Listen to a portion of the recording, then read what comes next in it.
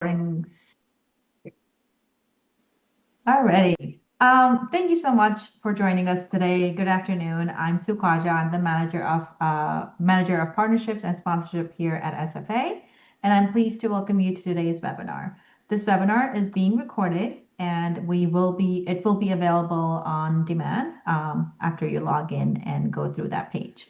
If you have any questions, please type them in the Q&A box at the bottom of your screen for us to review and then ask after the presentation is done.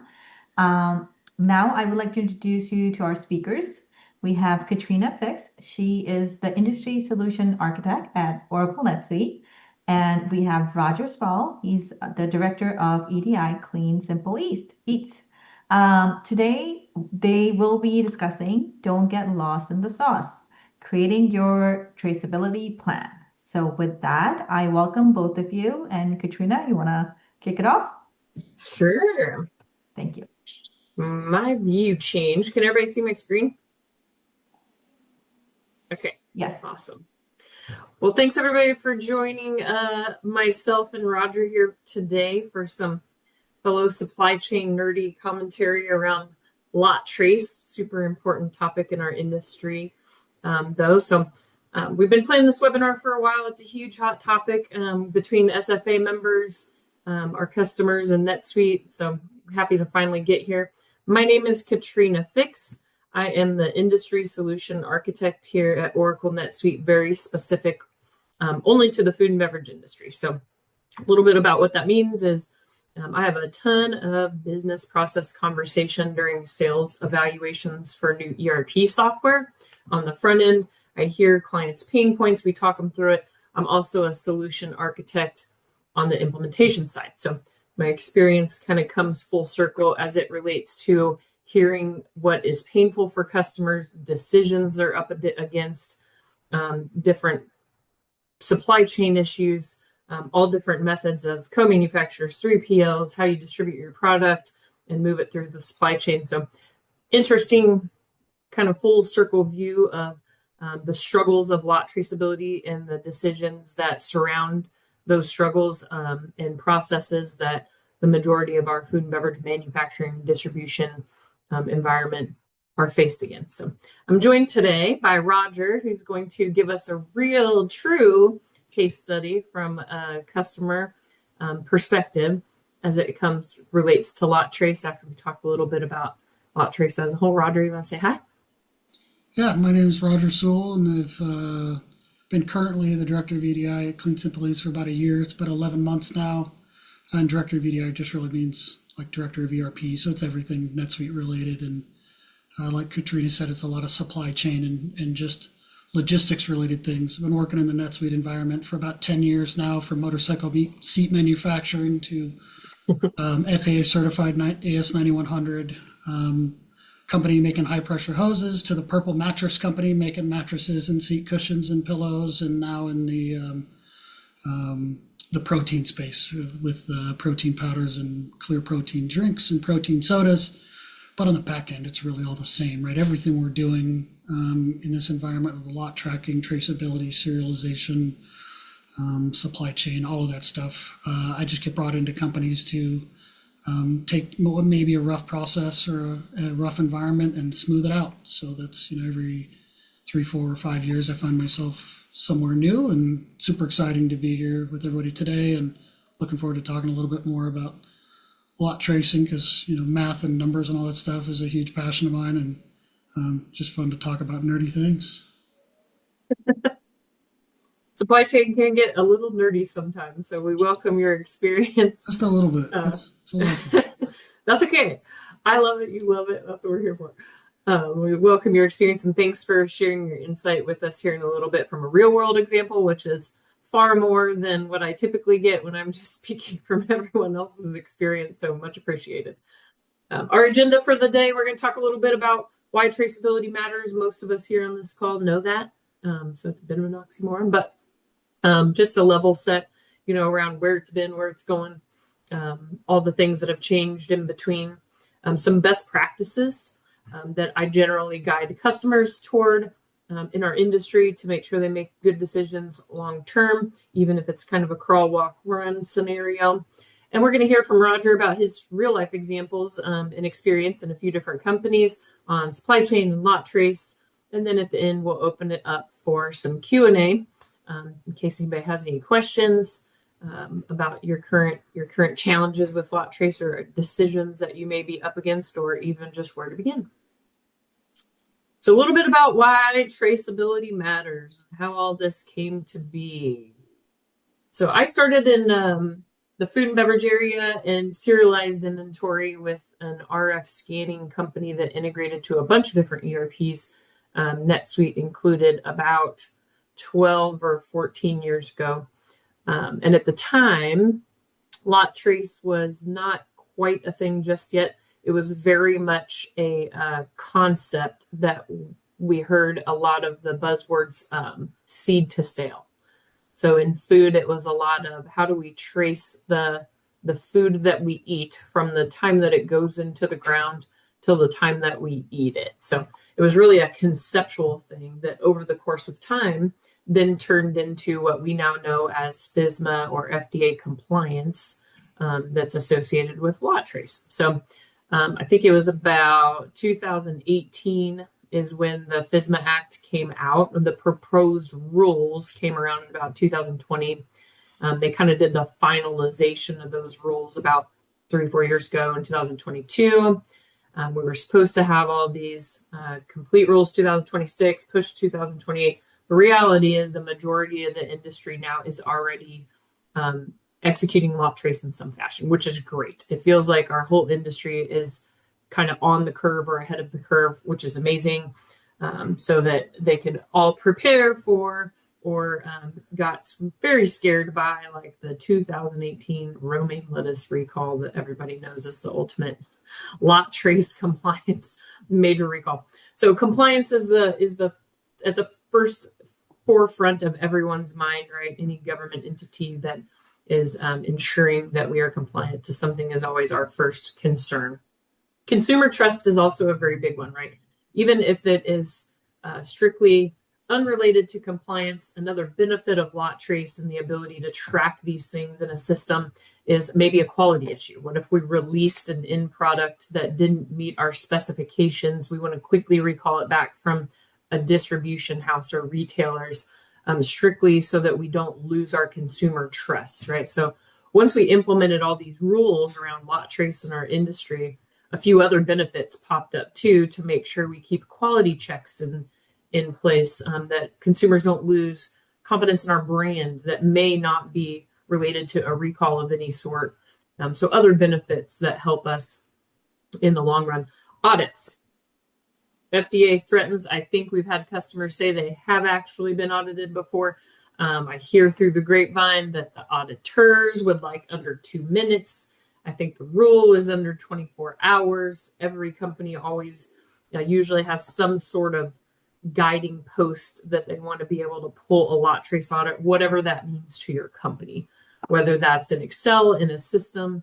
If you're trying to move from one ERP that doesn't lot trace to another one that does, whatever the case may be, everybody has kind of a North Star as to what your goal would be in the event that you ever needed to do some sort of lot trace exercise. A lot of companies do them regularly just for practice to make sure they don't have any holes in their systems.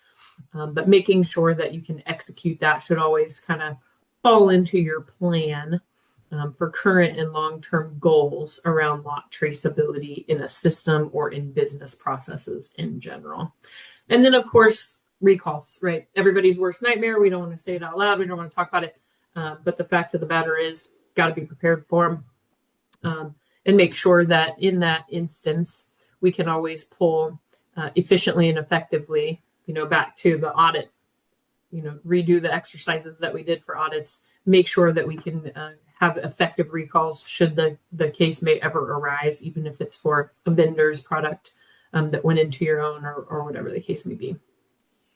And then, of course, most importantly, we always want to talk about sustainability and scalability. So when we are helping clients during the course of an ERP implementation or at some of the Ask the Expert sessions at SFA shows, fancy food shows, we always want to talk a little bit about sustainability and scalability as it relates to ensuring that you put a plan in place that can be sustained by your current org structure, your current skill sets, your current software stack, but also making the decision to maybe enhance that plan for scalability. So there's kind of that fulcrum point that I'm sure Roger has seen 5 times or more, that you make some decisions about changing your strategy that may relate to either sustainability if you're lot tracing for the first time as a brand new brand, or scalability if you're trying to put a plan in place that's going to allow a brand that just got a contract with Costco and Walmart to scale tenfold in the next 12 to 15 months. So things we always want to help clients take into consideration, and other folks in our industry to make sure that they think about when you're putting a lot trace plan in place. And then a few best practices that myself and my team usually guide folks over time, or we hear throughout the industry talk about with other consultants. The first thing you always want to do is define the scope. Like, what does your lot trace plan look like in your product, what you're selling, your supply chain? If you have some concerns around sustainability with your current org structure or tech stack or whatever the case may be, do you really need to lot trace packaging? Or do you really need to lot trace labels? Or, in certain food products, everything that touches the food must be lot traced, including the label, but not in all. So really defining the scope of exactly what needs to be tracked is always what I suggest everybody to do, very first and foremost, to make sure you're not overcomplicating it or undercomplicating it right out the gate. Sometimes this makes it a very clear vision, helps you make longer term strategy decisions, and gets it a little more of a meaningful conversation. Katrina, one thing there too, if at this stage of the game you can understand what your label requirements need to be at this point right here when you're going through that defining process, if you know at this point you need a GS1 128 compliant label, this helps you a lot in this step of the game, which most companies find this out much later on and then have to backtrack. If they had just known that label needed to be that compliant at that time, it would have saved them long term. Sorry to interject on you, but I've always... No, that's great advice. On that little piece right there, that's the best time to find out and get all your label requirements before you start mapping the supply chain, because then you know what needs to flow through your system. That's just been very helpful in the past for me. Yep. We have a lot of folks too that will work on a partnership with their vendor to have the vendors possibly up their label game at the same time, so that vendor packaging comes in already labeled compliantly and you don't have to redo it. So that's always kind of handy for some of your larger supply vendors. Yeah, we've had to do that. We've had 2 vendors that they weren't able to do it, GS1 128 compliant labels, and just this spring they're now able to do that because of our request and our, working with them on it, and finding this out early on so your project doesn't get delayed is very helpful. Yep. Yeah, exactly. Thanks. Anytime you want to bring that insight from your experience, Roger, by all means, interrupt me. The second one that I think Roger probably does exceptionally well is to map your supply chain. So in today's day and age, we saw a lot, especially of emerging brands in the food and beverage industry. Really, it was around COVID for some odd reason. The models of co-manufacturers and 3PLs kind of blew up. And we saw far more of those models than times of the past where it felt like you had to build and buy and invest in your own manufacturing plant. So, which adds a level of complexity to lot trace and who's responsible when, where, what you're going to lot trace, what you're going to have your 3PL responsible for lot tracing, and so on and so forth. So being able to clearly map that out and then have an aligning conversation with all parties involved, all of your vendor partners come in, 3PLs, to try to come up with one strategy that works across your supply chain is super duper helpful as you start to put some of these processes in place or decide what your roadmap looks like as it relates to lot traceability. Yeah, and that's helpful with are you bringing that back into your own warehouse? Are you drop shipping it, or is it outsourced manufacturing, right? Do you need to switch form to the outsourced manufacturing PO because you're giving a manufacturer components that they're going to take other components that they're purchasing, or maybe you're purchasing that you're dropping shipping to them from some other supplier? So mapping that out early is critical, especially understanding if you're bringing it in, drop shipping it, or you're using outsourced manufacturing, because there's extra complexity with work orders and things when you're outsourced manufacturing. Correct. Yep. And on that note, identifying critical tracking points. So, if there's a case where the majority of your operation is outsourced manufacturing, you're not providing any raw materials to them, they're sending you back a finished good. Do you need anything in place to ensure that the raw materials that went into your finished good, like what contractual agreement do you have with that co-manufacturer to be able to trace their raw materials? So making sure you identify critical tracking points and who and or what system, even if it's different systems within your own network or your own business processes are responsible, so you have a clean end-to-end lot traceability, even if it's not fully in a system yet, even if you're a growing brand and you have it still outside paper or Excel spreadsheets or whatever the case may be, making sure you know where those critical tracking points are. Also in a multi-level bill of materials scenario, if you have a batch inside of a packaged good, knowing where those tracking points are, where one lot will be consumed and another one created, is a super valuable exercise at this point as well. And deciding on data capture methods. This one's never easy. So on your roadmap, as you grow as a brand, or if you've already grown into a brand and you've been tracking lots in Excel for however long, and you've finally decided you're going to put it into an ERP system, yay, great. We got these big contracts. We're moving supply all over the country. So making sure when you're right at that point where you have to make some decisions, understanding and weighing the pros, cons, skill set required, any administrative burden associated with tracking lots in a system rather than in Excel after the fact, all the things that go along with ensuring that there's lot trace end to end, to make sure that it's the right fit for your team at that point in your growth. It's not always putting it in a system right out the gate. Sometimes it's Excel until you grow to a certain size and scale where administratively it makes sense. So really deciding on, with lot trace, the unfortunate reality is it's kind of all or nothing. So you've got to create a plan for lot tracing and stick with it. So making sure you have a very weighed conversation about the different options is super important at the time that you start to put those plans in place for your next, 1 to 5 year roadmap. Any insight there, Roger, from your experience? Well, some data is better than no data, right? So even if you're doing it manually, and I tell people all the time, I absolutely love spreadsheets. I do it for the aviation side of the things that I do in my personal life for running events. Fantastic. I love spreadsheets. I love scripting in spreadsheets.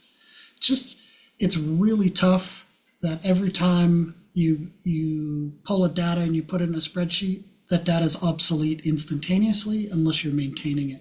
So doing it manually is not bad. You want to do it, but finding or figuring out a plan to move that to some centralized system is super important, especially if you're dealing with the FDA. That would be very high priority to make that transition if you're on the FDA side of things, or FAA as I dealt with in the past. But if it's if you're building custom bicycles and you still want to lot track the metal that comes in, and not as critical and maybe not be as high priority right away, but it definitely having the plan where you want to get to is important, is to get people out of spreadsheets. We still use a ton of them, but we're slowly migrating away, once the data gets consolidated. Yeah. And making sure Roger said, what goes in, has to be clean in order for it to come out clean. So the importance of ensuring that you create a plan that's sustainable for your current organization, whatever that may be, to ensure that, when it comes down to reporting requirements, what you want out of lot trace, clearly compliance, audits, things like that. But, what if you sent out a package that was not to the same standards and you wanted to track sales and target because that package went out the wrong color red or whatever the case may be, to ensure that you can pull that reporting and you have it very handy at your fingertips without a lot of manual workarounds, to ensure that you get out what you would like out of your lot trace plan and associated strategy. And to your point just now, the color red, that you could have a recall that's not catastrophic, right? It could be for any reason, and practicing that ahead of time, it can be beneficial for a company. And as you said, some companies may have 24 hours, an hour. Our goal is just under a minute.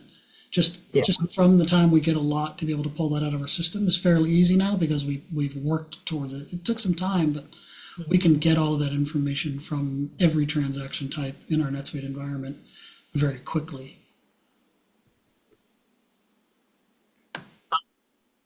And reporting and protocols, we both touched on this a little bit, but just making sure that you have a protocol in place of some sort. Practice runs now and again, depending on your size and scale, are always very beneficial every 30, 60, 90 days, even if it's once a quarter as you're growing. Making sure that you've got those protocols in place so that if the time comes that you're trying to, protect your brand quality or do a recall from a vendor, raw material, or whatever the case may be, that you have a plan in place that doesn't disrupt your supply chain too dramatically, or as low drama as possible in those unfortunate events. So making sure that you've got those protocols in place in advance so that it's not a surprise when and if the time does ever come. It's always when. Yeah. It's never always planning for the win a lot, Trace, for sure. And now I'll turn it over to Roger to give us a little bit of insight on traceability and the supply chain map that he has mapped out here and some of his experiences as it relates to coming up with lot trace strategies for different companies. Yeah, please excuse my fairly rudimentary lucid chart graphic. Great. But I think there are phases of lot tracking.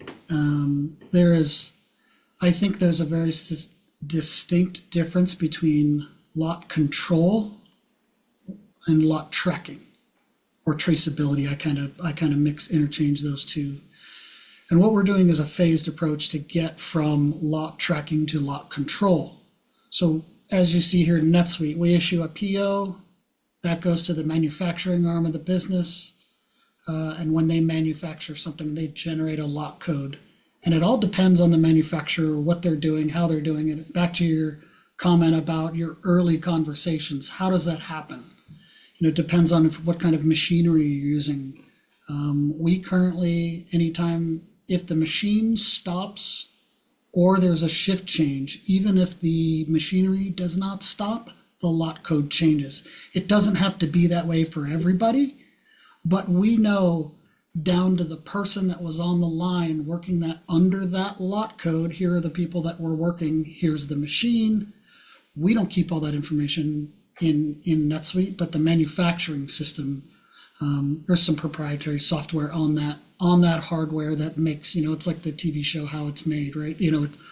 All of that's held in another system. So the raw goods have their own lots, right? That get moved into a child lot, gets moved into another child lot, which eventually becomes a parent with the final SKU. So that's all tracked in that system. So we are doing it, per shift, or if there's the machine shuts down for any reason, during the middle of the shift, if there's an error or something happens, it gets done there as well. So then from lot generation on that purchase order, right, that our purchase order for that manufacturing, the lots get recorded. And if there are multiple lots, that one line of 10,000 widgets would get broken up into multiple lines if they still made 10,000. And each line would have a have a lot code for that. So when it gets received by our 3PL, they know that there's 10,000 widgets, but 3,000 of them are this lot code, 2,000 are another lot code, and the rest are on the other lot code. And maybe they didn't make all 10,000, or they made 11,000 because they just had a run and they called somebody. We updated the PO. And then that information, when the transportation is set up, that transportation will record that as well, like you mentioned there, because we're organizing all of the trucking. So we want to make sure that even on the transfer order, which got generated from the purchase order, so that arrow I think is backwards there from the purchase order to transportation. So it goes up there, so that's recorded there.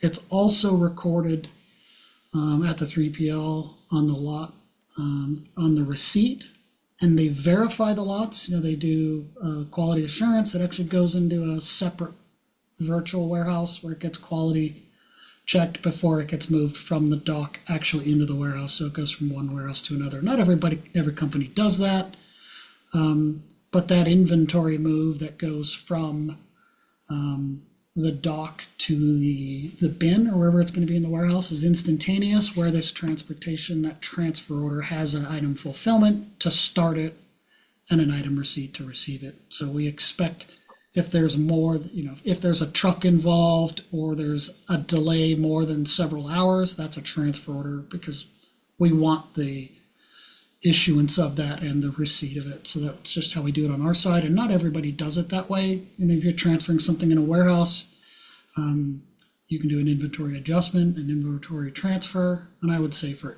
any of these things, if you do anything, talk to the accountants first. What do they want to see? Because if the accountants aren't happy, you're going to go redo your work. And I think that's why a lot of the companies that I've worked with, we get along so well with accounting, and people usually, it seems like they're afraid of accounting for some reason, because accounting's always telling them what to do and what not to do. You engage them early and understand that, look, what you tell us is super important. What accounts do these need to be reflected against? You don't have to be an expert in the GL. And there's generally in NetSuite, there's a divide between what I would consider the accounting side of NetSuite and basically everything else. And there's, generally speaking, people are an expert in one side or another. And, I don't think I'm an expert in either, but I think I've just done it enough that I've seen all the gotchas, right? All the things that got us into trouble in the past. And that's usually because we didn't talk to accounting first. So not to go too deep into that, but the, the receiving here, and then when it gets shipped out, or there's an item fulfillment when something gets shipped. So you can have a sales order and one item fulfillment. The entire order went out. Maybe you're doing shipping in full. So now the lot number goes on to the item fulfillment, which then gets, goes back into NetSuite, right? So we can do, like I was saying earlier, some companies have 24 hours, an hour. We're trying to get under a minute. Somebody says, I need to track a lot number. Say, okay, we've got it's really simple. We just have a safe search that will look for that lot code across all transactions, and we can just instantly download that CSV or that Excel file. So we know the lot number, the transaction number that it was on, the person's name, their email, their phone number. Now, I have no clue how we mass email. I don't know if I don't know what software our marketing team and all those folks even use to send out all these emails. But when we've practiced this, they're like, that's perfect. That's all we need, because we're going to upload that CSV file into our, SendGrid or MailChimp or whatever it may be.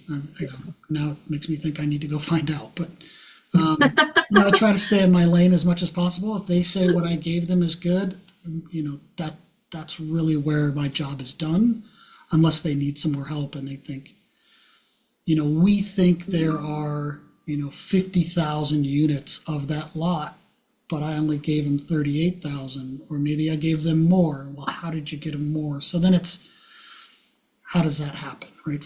You've got something awry somewhere where maybe you double received something, but then it's checking transactions against, check the PO against the TO, and if they don't match, there's your problem. But if they do, it's somewhere else. And those are really easy to compare. And, NetSuite's fantastic when when it's configured correctly. And that's a lot of companies just sometimes they're not sure. But I think that's the best thing to do is go ask questions. I mean, I'm no smarter than anybody else. I'm just smart enough to know where my skill ends and to where to go ask questions. Because 10 years ago, I probably hardly knew what a lot was. I think I thought a cereal and a lot were the same thing many years ago. Yeah. And I just, because I was a consumer and I would look at a package of something and it had a number on it, and I didn't know what any of those mean. And now I can look at I look at a number and I can instantly tell it's 14 digits versus 12 for G10s and 14s versus 12s. And I can look at a label and instantly know that they've, the label's been set up, incorrectly because, they put the 15 in front of the 17 and, but you just get used to it when you stare at it enough. But the benefit I think I have here is I'm not creating artwork. I'm not marketing. I think all that stuff's incredibly difficult. This is purely numbers. So 1 plus 1 should equal 2 in most cases. The trick is coming up with a good plan ahead of time. Like we talked about the labels, finding out what label you need ahead of time. Are we purely dealing with UPCs, or is somebody going to be ordering via G10s? Because they can order the UPC that's this single item, but they also tag the G10 in there because they want it in a specific packaging layer. They just want it as, for us, the single caddy of 10 sticks. Do they want a case of 24 of them? Or do they want a pallet of them? It's still the same SKU and UPC on the inside. And they're going to tear the top off the box because it's perforated for us and put it on the shelf so a customer can come grab one. No different than the waters or the sodas we sell, where we sell them as a 12-pack. But the first thing they're going to do is tear the plastic off, stick it in a cooler to chill them so a customer can grab them one at a time. So it's important to just map those things out ahead of time, talk to the accounting folks, make sure they're okay with how you want to do it. And even if you are using spreadsheets, which is fine, just start thinking about a plan to get that data somewhere where it can be managed so that every time you download that spreadsheet or you manipulate that spreadsheet, it's static and it's only as good as the person updating it, just like inventory, right? Inventory is only as good as the last person that touched it or recorded it. So just being thorough is for anything in our businesses is helpful. Yeah. And to Roger's point a second ago, like a lot trace in any system, but in NetSuite, how we run it can be limited by transaction. So, if you run a lot trace on a forward and backward both trace on a raw ingredient lot number, so you're pulling all the finished goods that the raw ingredient went into, as well as all the purchase orders that it was on that you received it. So you can, that's 2 separate communication strings. That's communication back to the vendor about the effects of where that raw ingredient went and how widespread it was. And then it's communication to customers on the other end for the purposes of a recall. So lots going on there, that you've got some flexibility once it goes into a system to ensure that the communication, you've got the appropriate points of communication for the data points to communicate effectively of the impact. Yeah, that's why it's important to have that lot number on the work order if you're doing work orders in NetSuite, or if you're skipping the work order process and just going straight to an assembly build, which some folks do, because a lot of times people are looking at ways to keep their transaction count low. So putting it directly in there, then to your point, right, you can go find the raw goods that you may still have in your warehouse and sequester those, as well as find out every work order that went into. And for the finished good, you have the new lot number, its parent, that now you can find every parent, and then you can go to the 3PL or your own warehouse, and on your item fulfillments, find everywhere that specific lot left. In when you have those things aligned, it's really minutes. And like we had mentioned on an earlier conversation, we practice this once a month, just out of practice. We never know what Robert's going to throw at us. He's going to send us a number and say, hey, find this for us. Or just another coworker, our guy Blake will just say, hey, find this for me. And sometimes I don't know if he's testing me or if he actually needs it. but afterwards they tell me, and we get it to them, and it's important, especially in dealing with food. Dealing in the mattress company, it wasn't that big of a deal. The FAA stuff was a huge deal. Motorcycle seats, not so much. But if it's that amount of time is the difference between somebody consuming or not consuming your product, it is critical to get it out as quickly as humanly possible and not have it be a struggle. It should just be no different than grabbing a cup of coffee in the morning. It should be that easy. Thanks, Roger. That insight was from a real life use case for a brand company is super valuable and beneficial and interesting for me too, because I always talk conceptually and I hear the concerns and I hear what people do on the back end, but rarely do I get to just have a chit chat about a real life use case from a company that has implemented some strategies and see them come to fruition. So on that note, a little bit about some toolkits that we've covered a lot in this conversation, but that can also be referred back to, right, is decisions. Are we going to track lots on paper or in a system?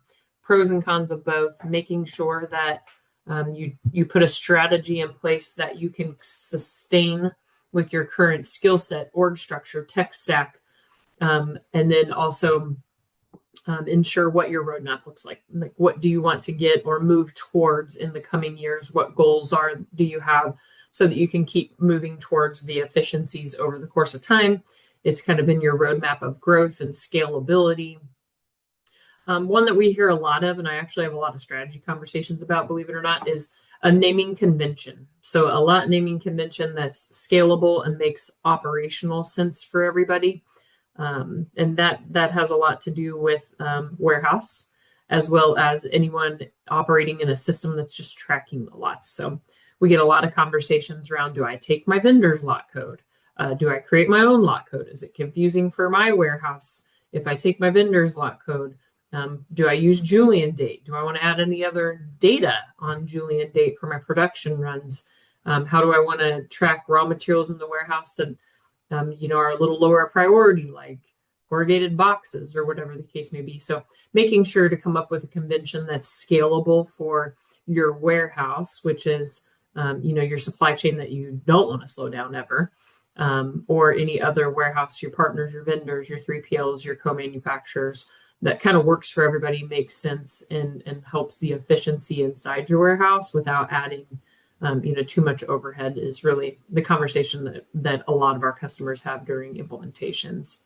And your label might determine some of those requirements. Like if it's GS1 128 and you need 6 characters, if you're doing that specifically, then finding out that early is really critical. Yeah. And then not having to change it on your supply chain down the road becomes a little bit harder as the longer that time goes on. Staff administrative duties or where you need to automate. So the number one conversation I have for, mid-market sized quickly scaling, usually brands in the food and beverage space, is the ability to start tracking lots in a system, but also maintain it administratively. So before Amazon started delivering groceries directly to your door, there was a very large opinion in the industry that you had to buy a WMS, you had to invest in a WMS, an RF scanning system in the warehouse, if you ever wanted to lot trace in a system, so that it was actually the human told you what lot they picked by scanning the actual barcode and the whole 9 yards. Well, for a lot of scaling companies, that's just too large of an investment, time, energy, money, resources to make at a certain point in your journey as a brand, and was kind of unreasonable, to be quite frank, for a lot of companies. The general mindset was that automating the selection of the lot based on first expired or first out and assuming that the human picked that same thing was kind of taboo. It was, that is not a thing, that's not actual lot trace, so on and so forth. And then Amazon started selling groceries to your door, and by golly, that's exactly what they did. So they allowed you to automate it in your ERP system. What we now know as Amazon connectors that automatically decrement your virtual Amazon location inventory for FBA orders, buy first expired or first in, and then they send you a cycle count once every 2 weeks, 30 days, 60 days, whatever the agreement is, to true up those lots. So all of a sudden, it became easier for food and beverage brands across the world, and anyone that's sold in the United States for sure, to be able to scale without having to hire 10 college graduates to enter lots for 5 hours a day. So we've allowed for, and most systems have, but us especially, NetSuite's super popular with growing brands. We've got great connectors for e-commerce sites, for Shopify, ShipStation, Amazon, that now we have built automation inside NetSuite to allow you to auto assign a lot and assume the user is going to pick that lot, or direct them to pick that lot on a pick ticket or whatnot. And the reality is, I've had a lot of conversations with industry professionals. We have these conversations at Fancy Fair every year. The reality is the human error rate for any study done in any manufacturing and warehouse site is usually somewhere between 3 and 7%, whether they're using a scan gun or not. So, allowing a system to automatically pick that is never going to be any different, typically speaking, than the human error rate. So the ability to be able to auto pick that and then come up with a decent plan to cycle count and true it up is more widely acceptable now than it was 5 or 6 years ago, which is amazing. It allows companies to scale and keep lot trace in a system and not worry about the administrative burden so much. So automate accordingly, staff accordingly, make sure there's a plan in place that you can maintain is the biggest takeaway from that. And the person that's picking may not be the person that did the put away in the bin. And a lot of times things will happen that you put away in the wrong bin, so they can't find the lot that they've been instructed to grab. And lot tracking, if you don't already have a well-oiled machine in your warehouse and you institute lot tracking, it makes it even more complex. So understanding your processes top to bottom prior to implementing lot codes is super important, because then you know that, like you said, you can force somebody, you will pick this, or we suggest you pick this, but maybe this is next if you can't find it. And then if you can't find it, it's important you let somebody know. Your warehouse is not going to be perfect. You talked about 3 to 7%. We say less than 10% is good. Less than 5% is great. So just, if you have a process for handing off your issues to somebody that's their job is solving issues, and not having the person that's picking doing those investigatory tasks, can be helpful if your company's big enough to account for that with personnel. Yeah, our goal in any implementation when it comes to ensuring that clients can maintain lot trace is not slowing down your supply chain. So, everything we can do to not slow down your warehouse. And to Roger's point, a big piece of that is also understanding where your weaknesses are in your warehouse. Is it an organizational thing? Is it rotating stock to allow for more effective picking for first in, first out? Is it a training or whatever the case may be? Is it the size of the warehouse? Is it, forklifts not being able to get in a corner? So understanding all those things in order to ensure that your supply chain doesn't slow down is super important when you start to implement any sort of lot trace plan. Defining who owns traceability. We have some customers that it's an entire co-man and 3PL business model. They will never own their own warehouses. They will never do their own manufacturing. And part of their legal documentation contracted with each of these vendors is that they own lot trace. So they sometimes will keep it that way and not trace lots in their own NetSuite, ensure that they run their practice runs every 30, 60, 90 days with each of the vendors or 3PLs. Sometimes that's the strategy. Sometimes they have so many of them and the environment may shift that they also keep lot tracking in their own ERP system in a NetSuite or otherwise environment to make sure that they have control over that in case a vendor flails or something happens, to make sure that they've got ultimate responsibility. So really having that decision as an overall business strategy is a conversation that we talk through a lot with customers to make sure that they've got all their I's dotted and T's crossed before they make a final decision on that front. And then, as we have stated over and over again by sheer happenstance, making sure we practice these, no less than once a quarter. It's not something that you really want to let go too long and then realize that you didn't have a solid plan in place that you thought you did when it matters most. So just having the peace of mind to make sure to run those recalls or audits once a month, once a quarter, whatever suits your size and scale of business best, is always a good plan and a good practice.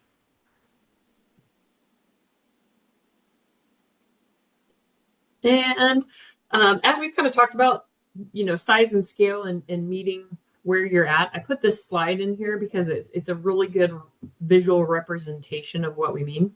So this slide is typically in our food and beverage decks for either a sales evaluation or during implementation to talk a client through what we call like a stairway approach, right? We've talked a little bit about just the basics of ERP, but then growing and expanding down the road, same as lot trace, into a WMS system, which makes lot trace a little easier. You can do directed picking by lot. You can have it automatically choose directed picking for your warehouse workers by first expired or first in.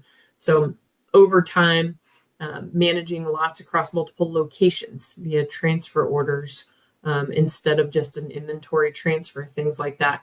Then growing all the way into a TMS integration solution or an omni-channel direct store delivery type of operation that would, trace the lot all the way to the door of your final destination. So this was a good slide just to show what we mean, when we suggest some sort of a phased approach into lot trace or any sort of inventory management strategy. And these are some of the customers that we've had this same exact conversation with, all members of Specialty Foods Association.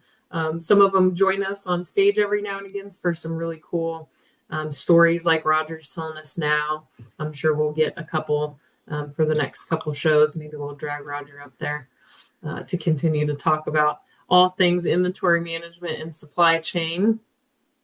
And a few things about NetSuite, to plug NetSuite. We've got all kinds of cool features that as an ERP system for growth companies is what we see the most of. We see a ton of stable companies as well, but really we are kind of built for those companies and brands about to hit their momentum, that they want to make sure to get an ERP system that's user-friendly, easy to use, good financial and inventory backbone, lot trace, now sooner rather than later. Usually right about the time they start to explode a little bit is where we see the most growth. We've got AI. We're kind of leading the charge on the AI with Oracle backing, that we integrate directly your ERP roles and permissions to Claude or ChatGPT. Most folks use Claude on the business front. Making sure that we continue to utilize AI and narrative insights for our next gen on the NetSuite front. Some really cool new features coming out on that pretty soon. And with that, we want to thank you for your time and open it up to any questions or experiences that you all have on the lot traceability front. All right. Thank you again. Thanks, Katrina, and thanks, Patrick. Let's move into the Q&A portion of the webinar. Again, please type your question in the Q&A box at the bottom of your screen. I do have a few questions here, so let's start with that. How do we find out what the compliance requirements are for labeling?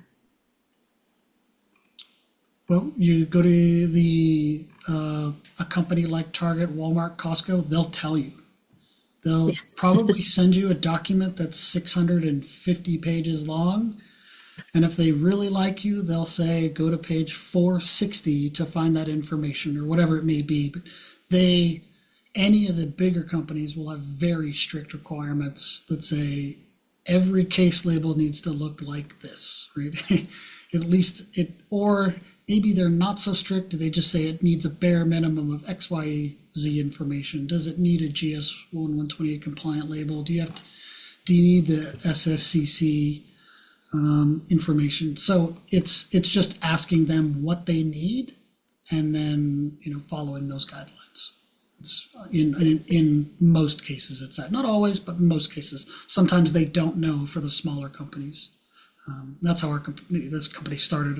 I wasn't there. The Clean Simply, it's been around for I think about 10 years or so. But the smaller businesses, they just didn't know, and they said, "Well, we need your help." So it's just it's a time for education. Everybody just has to go out and learn. Just don't be afraid to ask lots of questions, and sometimes you'll get lots of answers, but usually for labeling and other things like that, there's usually a standard for it. Not always, but usually. And it's usually driven by your big box store. So as it relates to compliance and like FDA regulations and the FSMA Act and things like that, FDA doesn't have a labeling standard that is required across these just yet.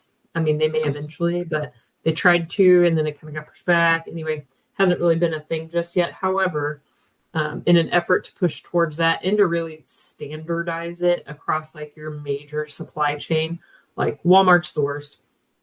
They have the most specific label requirements, and they absolutely have a 652-page document related to labeling, and they will fine you consistently and often and early if you don't meet those requirements. So usually it's driven by the big box store. Walmart's is very specific, and they will turn trucks away. So everybody kind of has different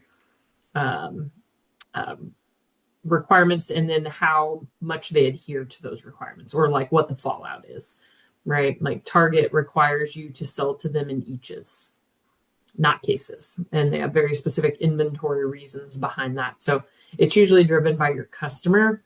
As to what requirements. Amazon requires certain labeling, so it's usually driven by the customer right now. Currently, more than FDA or FSMA requirements. I would imagine sometime, they've been saying this for 10 years or so. I would imagine sometime in the future it's more of an industry standard, like UPC codes where you can't use them, you got to register them and stuff down the road. But right now it's really driven by the customer. Walmart is kind of the standard right now in terms, like you said, due to the specificity.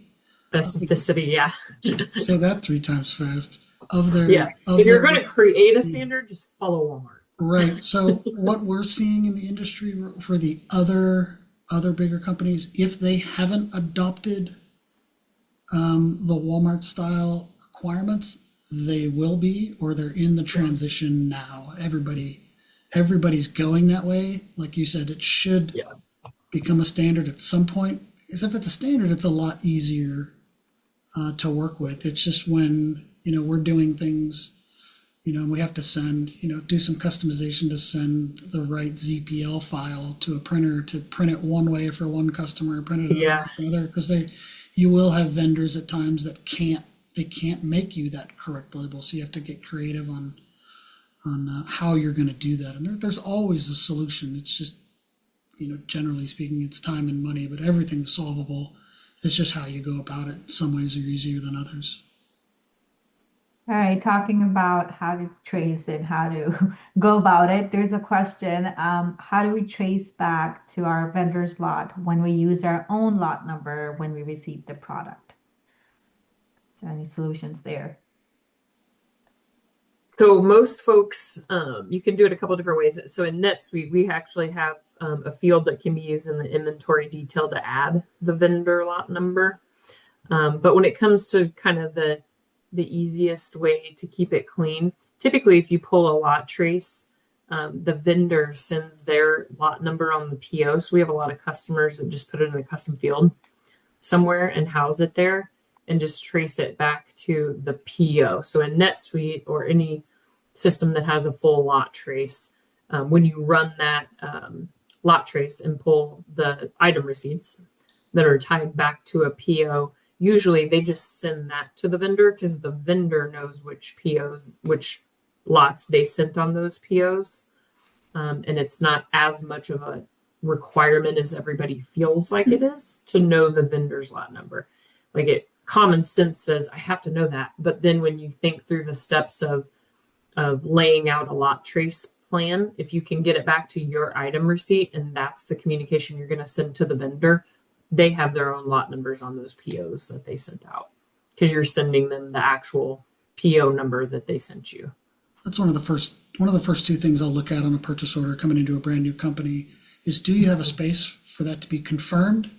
If you have long lead times on products and somebody doesn't confirm that thing right away within the first couple of days, you could be delayed by a whole bunch. And then making sure that there's, like you said, you can just customize. You can add a field very quickly, and anybody who's adept at NetSuite can do this in under a minute. Just go add a field and then make sure the lot is put in there. Because from the PO, you can always go back. It's like coming back home, right? You always know where it started. And that's right there on the PO and on the item receipt. And sometimes it might be on the receipt and you bring it up to the PO, but it's always going to be there. They're related records in NetSuite, which is one of the really nice things about that. The NetSuite platform is with related records from one, jump to another, and forward and backward. Yeah. All right, we are almost at time. So I think we're going to close the Q&A. Thank you so much again, Katrina and Roger, for spending time with us and providing valuable information. And thank you to all of you who joined us today. As always, if you have any questions, feel free to email education@specialtyfood.com, and have a great rest of the day. Thank you, everyone. Yeah. Bye-bye. Thanks, everybody. Thanks for your time. Yep. Thanks, Roger. Yeah, thanks, Katrina. We'll see you. See ya.